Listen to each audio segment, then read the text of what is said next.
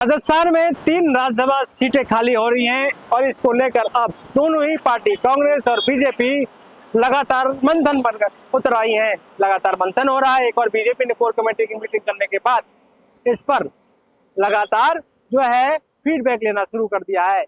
अब हाईकमान को नाम भेज दिए गए हैं और 3-3 का पैलन भेजा गया है। ऐसे में अब कौन वो चेहरे होंगे जिस पर बीजेपी और कांग्रेस दांव लगा सकती है। कांग्रेस की बात करें तो कांग्रेस में 3 चेहरों की बहुत ज्यादा चर्चा है, जिसमें पवन खेड़ा की बात हो रही है, सीपी जोशी की बात हो रही है, नीरज डांगी की भी बात हो रही है। इन चेहरों में से किसको भी भेजा जा सकता है। नीरज डांगी फिलहाल राज्यसभा सदस्य है, उनका कार्यकाल पूरा होगा, तो ऐसे में क्या उन्हें दोबारा भेजा जा सकता है। एससी के बड़े चेहरे हैं और लगातार कवायद में जुड़े हुए हैं, लगातार हाईकमान के संपर्क में है। पवन खेड़ा लगातार चर्चाओं में रहे, मीडिया कोऑर्डिनेटर जो है वो कांग्रेस के हैं, राष्ट्रीय कोऑर्डिनेटर। ऐसे में हाल ही में बड़े चर्चाओं में रहे थे जब असम के मुख्यमंत्री के साथ किस तरह से उनका जो घटनाक्रम हुआ, तो ऐसे में वो लगातार चर्चाओं में बने रहे थे, तो अब उनका नाम भी चर्चाओं में राज्यसभा के लिए राजस्थान से है। तीसरा चेहरा सीपी जोशी है। सीपी जोशी जो विधानसभा के पिछली सरकार में अध्यक्ष रहे हैं, एक बड़ा चेहरा है, प्रोफेसर रहे हैं और केंद्रीय और राजस्थान में दोनों जगह मंत्री भी रहे हैं। हाईकमान के भी वो नजदीक है, ऐसे में उनका भी नाम चर्चाओं में है। लेकिन इसके अलावा भी अल्पसंख्यक जो समुदाय है उससे भी बात की जा रही है कि उससे भी कोई भेजा जा सकता है, ये भी बात चर्चाओं में है। ऐसे में कांग्रेस किसे भेजेगी, किस पर दाव लगाएगी, वो बड़ी बात है, क्योंकि आने वाले दिनों में पंचायती राज चुनाव भी है। ऐसे में जो कास्टवाई राजनीति है उसको भी, उस समीकरण को भी साधना जरूरी है।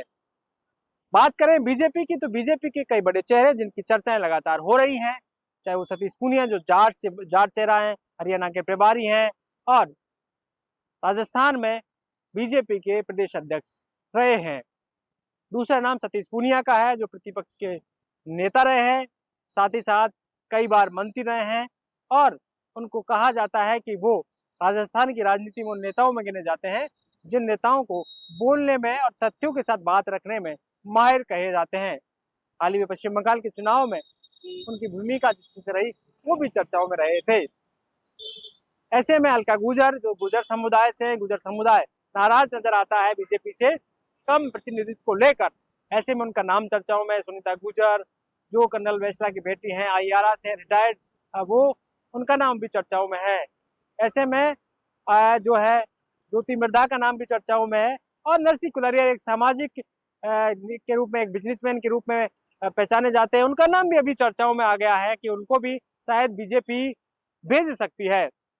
रवनीत बिट्टू का नाम चर्चाओं में है कि रवनीत बिट्टू को क्या यहाँ से भेजा जाएगा राजस्थान से या फिर उन्हें दूसरे राज्य से भेजा जाएगा, यह असमंजस की स्थिति है, लेकिन नाम चर्चाओं में है। ऐसे कई नाम है। महिलाओं की प्राथमिकता को लेकर भी चर्चा है, क्योंकि महिलाओं को आरक्षण देने की बात हाल ही में जब उठी थी तो बड़ा विरोध इस बात को लेकर, जब बिल पेश हुआ था तो कांग्रेस और तमाम विपक्षी दलों ने इस बिल का विरोध किया था। ऐसे में इस बात को लेकर, नारी शक्ति वंदन को लेकर, अधिनियम को लेकर भी बड़ा चर्चा जो है रहा था। ऐसे में इस बात को लेकर भी कहा जा सकता है कि राज्यसभा में कोई बीजेपी का चेहरा महिला भी हो सकती है।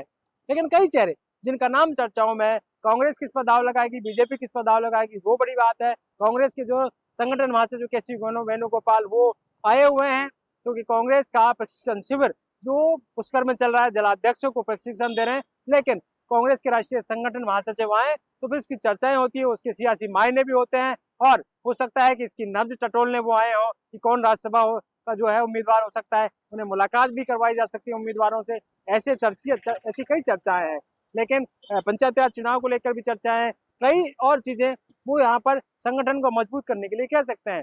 क्या संगठन में सब कुछ बढ़िया है, क्योंकि कांग्रेस में मनोज राव की बात लगातार होती है, कई चेहरों की बात होती है, सचिन पायलट, अशोक गहलोत, गोविंद डोटासरा, टीकाराम जूली, ऐसे कई चेहरों की बात होती है। क्या कांग्रेस में सब कुछ सही है, इस बात को लेकर भी चर्चा की जा सकती है। इस बात को लेकर भी नब्ज वो टटोल सकते हैं। राहुल गांधी के देखिए संगठन के महासचिव हैं, संगठन को किस तरह से मजबूत करना है ये बड़ी जिम्मेदारी उनकी है। लेकिन बहरहाल राज्यसभा चुनाव के लिए तैयारियां हैं। 21 जून को जो है ये कार्यकाल पूरा हो जाएगा। 18 जून को राजस्थान में राज्यसभा सीटों के लिए चुनाव होगा और उसी दिन परिणाम की बात कही जा रही है। ऐसे में कहा जा सकता है कि राजस्थान में 2 सीटें बीजेपी के पक्ष में जा सकती हैं और 1 सीट कांग्रेस के पक्ष में जाती दिखाई दे रही है, क्योंकि 200 विधानसभा सीटें हैं और सीटों के लिहाज से बात करें तो 51 सीट एक जीत के लिए किसी भी पार्टी के लिए चाहिए। ऐसे में 117 सीटें बीजेपी की है और 67 सीटें कांग्रेस की है। तो कांग्रेस और बीजेपी दोनों दलों के लिए कोई दिक्कत कहीं नजर